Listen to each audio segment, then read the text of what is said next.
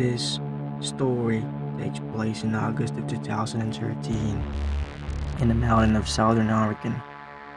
I am a USAF Security Forces airman, military policeman. My girlfriend was at work, and as a swelteringly hot day began to turn into thunderstorms, my buddy Nick, also a cop, and I decided to go explore some back roads and get out of the heat and town. Southern Oregon is crisis-crossed, with lagging roads, some actively used, and many totally forgotten and grown over. Nick and I spent many of our days off starting in roads that we knew, finding roads we didn't know, driving for hours into the mountains, eventually navigating back to paved roads. On this particular day, with storm clouds building over the mountains, we set off on a road we had never been on, and began to drive into the mountains. After driving for around an hour, we hadn't seen or heard any signs of other people in the woods.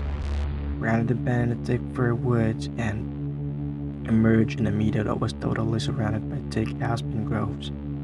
The meadow was perfectly flat and eerily still. We both noticed the strange stillness almost immediately. No birds, hardly any insect noise, no squirrels, and certainly no other people.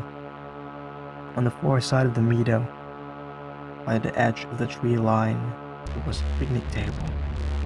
The table was very odd, however. It was painted a bright orange and was much larger than a typical picnic table in the park. Remarking on this, Nick drove through the meadow to get a closer look. I remember being apprehensive as we approached. The whole scenario was exceptionally strange. The overall silence of the aspen groves was unsettling. Also, it was nearly impossible to see far into the trees as aspens grows extremely close together. We parked by the table. I hopped out of the passenger seat of the truck to check it out. I'm not very tall, only about 5'5". Regardless, the table was ridiculously oversized and practically unusable. The seats were nearly at chest level, meaning I would have to climb up to even sit on them. As I was looking at the table, they called me over to the truck, and I noticed he was looking back into the aspens. At first, I couldn't see what he was looking at, but then I noticed a splash of color that was completely out of place in the thick trees. A small one-man tent was set back in the trees, about 50 feet from the strange table. I had an initial feeling of dread, and felt certain that there was someone in the tent, and if you could see the tent, they could see us. There were no campgrounds in these areas, no people, no main roads for miles. Surely someone camping so remotely would be, at the very least, a strange person. However, as we observed the tent, we didn't see any movement or hear any sounds coming from it.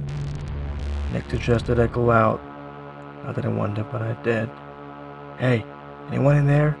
I yelled. No reply. Feeling completely on edge, Nick and I thought about driving away and leaving this strange area, but we began to fear the worst. What if there was a body in the tent? What if somebody had gotten kidnapped? Foolish, I know, but we thought it all the same. After some debate, we decided to have Nick turn the truck around and drive away from the camp. If we need to leave in a hurry, he would be waiting behind a wheel. With my heart pounding, I started walking through the trees towards the tent. I was totally keyed up with my senses on full alert. When I reached the campsite, several things struck me as odd. Backpacks were scattered all over. No fire had been built, no wood collected. The tent was literally full of backpacks and women's clothing, full of dread. I turned to leave and tell Nick what I had seen. As I left, I heard Nick start yelling, "Let's go! Get the fuck out of here!" Not knowing why he was yelling, I ran back to the truck. When I broke out of the trees, I saw beat-up old Ford towers in the road, blocking us from leaving the meadow. I immediately leaped into the passenger seat, and Nick explored the gas pedal. The car was occupied by 2 men. A third person was lying against the window in the back as we drove across the meadow. The driver attempted to block us from the road, but Nick drove around him and accelerated the way we had come from. I looked back and saw the car attempting to turn around the narrow road.